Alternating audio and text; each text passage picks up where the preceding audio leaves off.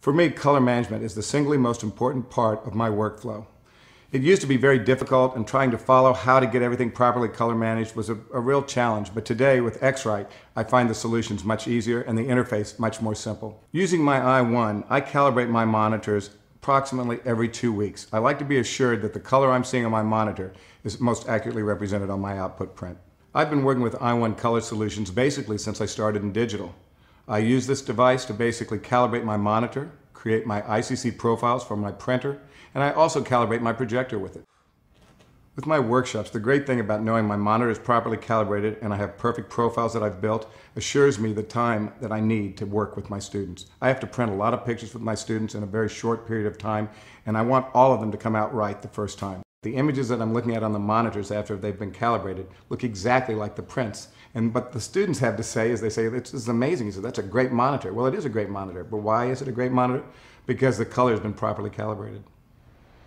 My career basically took off in the early 80s when I was assigned a movie, Tootsie. I did Tootsie, Big Chill, Scarface in the early 80s, and those movies helped launch my career. And from that point on, I stayed pretty busy for a long time, worked almost 40 years in the movie business, and at this stage of my life at 60, I decided it's time to start living, and also time to start giving back for what I've gotten so much out of. I spend a great deal of my time up in my Northern California home. I spend time with my passions like making wine, teaching workshops. Finding a home outside of Los Angeles and outside of the craziness of the motion picture industry brought me much more in touch with myself.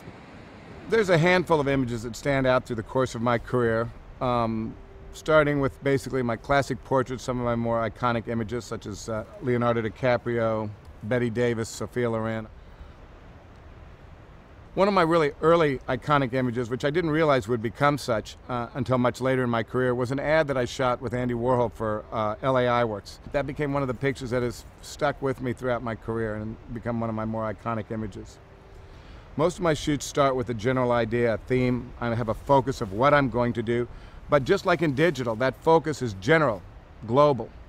It doesn't become local until I really see what it is within that person, that individual, that sparks my interest, and that's what I will tend to focus in on. Decisive moments come in my pictures when I see something that gets me going, and that moment I'll embellish with maybe 200 captures. All of a sudden I'm moving a person around, I'm trying to shoot something, and something just happens. It's all of a sudden at the right angle, the right approach, the person's relaxed, the light is perfect, and then I will just have them hold that, and I'll shoot a lot until I find that one frame that makes the difference. When I'm shooting and I know that the ultimate capture will be black and white, I tend to light much more contrasty. I will create a greater dynamic range between my highlights and my shadows. It's exactly the inverse if you're shooting color. I tend to light more gently, smoother transitions, but I know at the end of the day, if I'm going to end up with a black and white capture, I have to have a strong relationship between my highlights and my shadows. With digital, I only capture in RAW. I want to have a file that I have total control over.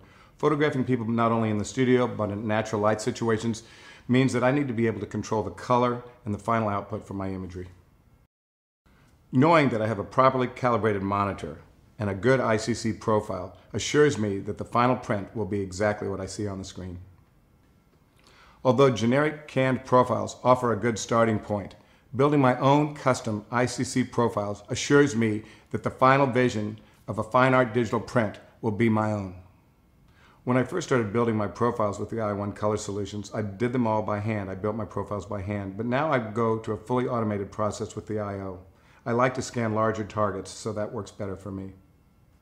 Color management for me was one of the most difficult subjects to comprehend, but with i1 color solutions, I'm able to do this with a much easier approach to the final solution. Today, the user interface with i1 color solutions makes it very easy to create a profile. Working with my custom-built ICC profiles and the new HDR inks on the Epson printers gives me the best possible results with my toned black and white prints.